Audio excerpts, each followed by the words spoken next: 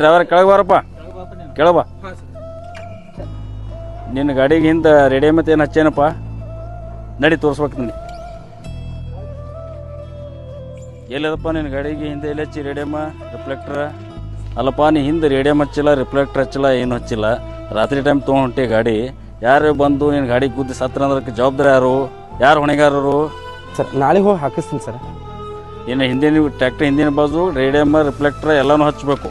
ಹಚ್ಚಲಿಲ್ಲ ಇನ್ನೊಮ್ಮೆ ನಿನ್ನ ಗಾಡಿ ಸಿಕ್ತಪ್ಪ ಅಂದ್ರೆ ಹೋಗಿ ಪೊಲೀಸ್ ಸ್ಟೇಷನ್ಗೆ ಹಚ್ತೀವಿ. ಗಾಡಿ ಒಟ್ಟ ಬಿಡೋದಿಲ್ಲ. ಆಯ್ತು ನಡಿ, ನಿನ್ನ ಗಾಡಿ ತೊಗೊಂಡು ಹೋಗಿ.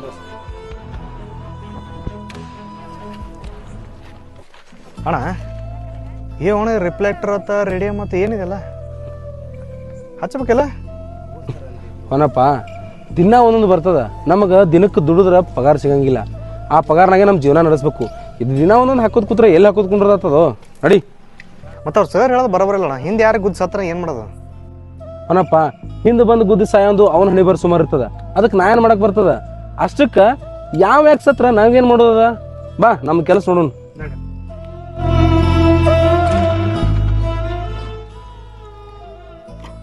ಅಣ್ಣ ಇಂಥ ನಡು ರಾತ್ರಿ ಗಾಡಿ ಬಂದು ಬಿತ್ತು. ದಾಬಾ ಒಂದು ಕಾಣಿಸಲ್ಲಾಗ್ಯಾವ, ಹೊಸ ಬರೇ ಭಾಳ ಆಗ್ಯಾವ. ಏನು ಮಾಡೋಕ್ಕಾಗಿಲ್ಲ ಅವನಪ್ಪ. ರಾತ್ರಿ ಇಲ್ಲೇ ಮಕ್ಕೊಂಡು ಮುಂಜಾನೆ ನೋಡು ಮರ ಸಾಕಾಗ್ಯದ. ಆಯ್ತಣ್ಣ, ಇಲ್ಲೇ ಮುಕ್ಕಳ ಗಾಡಿ. ಅಣ್ಣ ಬುತ್ತಿ ಇಲ್ಲೇ ಬಿಟ್ಟು ಏನಲ್ಲ. ನಡಿ ಕೊಟ್ಟರೆ ಬರೋಣ.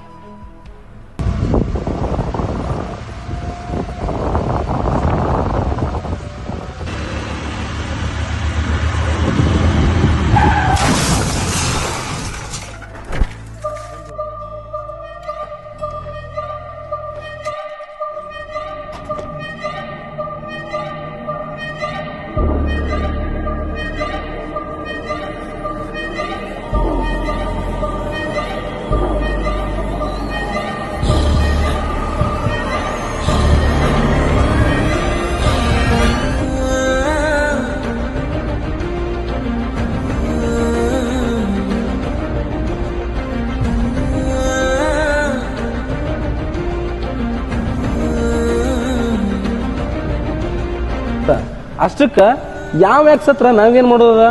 ಬಾ ನಮ್ಮ ಕೆಲಸ ನೋಡೋಣ.